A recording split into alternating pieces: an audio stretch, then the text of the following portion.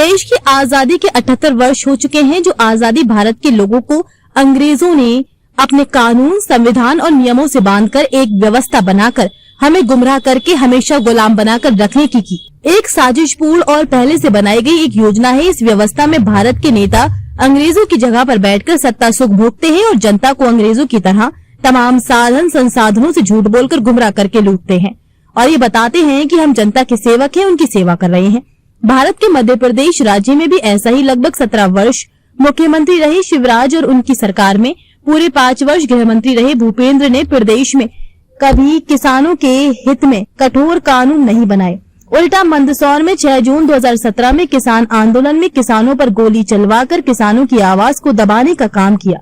इस आंदोलन में कई किसानों की मौत भी हुई थी। जब तक शिवराज सिंह चौहान मध्य प्रदेश के मुख्यमंत्री रहे हैं, प्रदेश के किसान हमेशा परेशान और प्रताड़ित ही रहे हैं। हजारों किसानों ने मजबूरी में अपनी जमीनें बेची तो बहुत से लोगों ने आत्महत्या कर ली। कई किसान ऐसे भी हैं जिन्होंने अपने परिवार सहित आत्महत्या कर ली।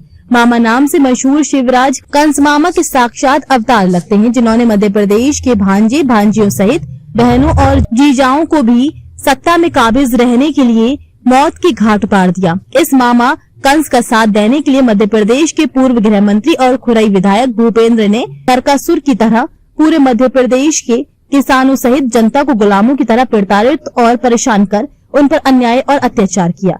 अब मध्य प्रदेश के पूर्व गृह मंत्री और वर्तमान खुरई विधायक भूपेंद्र किसानों के हितैषी बनने के दिखावे के लिए केंद्रीय कृषि मंत्री शिवराज को पत्र लिखकर किसानों को नकली खाद और बीज बेचने वालों पर सख्त कानून बनाकर 10 साल की सजा और किसानों को हुए नुकसान की भरपाई भी कराने का प्रावधान करने के लिए पत्र लिखकर दैनिक भास्कर सहित कई अखबारों में 5-5 हजार रूपए देकर इस पत्र को छपवा रहे हैं।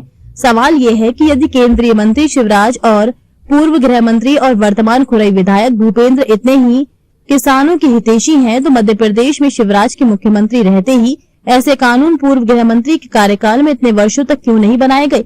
ये इरादतन या गैर इरादतन अपराध शिवराज और भूपेंद्र ने जिम्मेदार पद पर रहते हुए क्यों किया?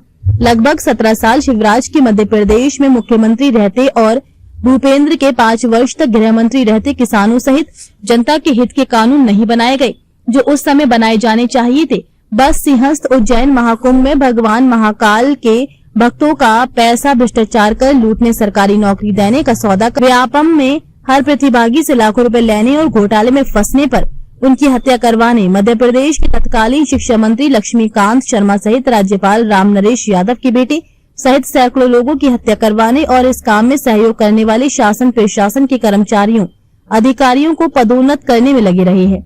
आज भी खुरई विधानसभा में इतनी गुंडागर्दी चल रही है कि करोड़ों के शासकीय बिल पहले भुगतान हो जाते हैं, बाद में विभागों के अधिकारियों के साथ बैठक कर इसमें बिल लगाकर निर्माण सामग्री का मिलान किया जाता है। खुरई विधानसभा में कोई भी अधिकारी या कर्मचारी जिसे जांच करने के लिए नियुक्त किया जाता है, वह भी पूर्व गृह मंत्री और वर्तमान खुरई विधायक भूपेंद्र के डर और दहशत के कारण बिना जांच करे ही जांच रिपोर्ट विभाग को सौंप देते हैं।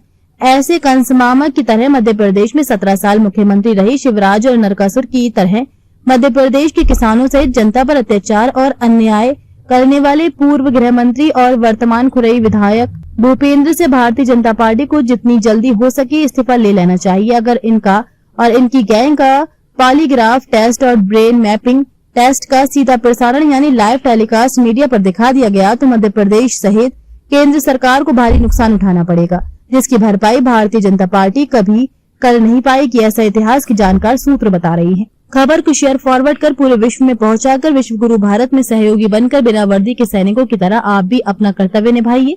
देश और दुनिया की ताजा और विशेष खबरों के लिए देखते रहिए सैनिक गर्जना न्यूज चैनल। नमस्कार।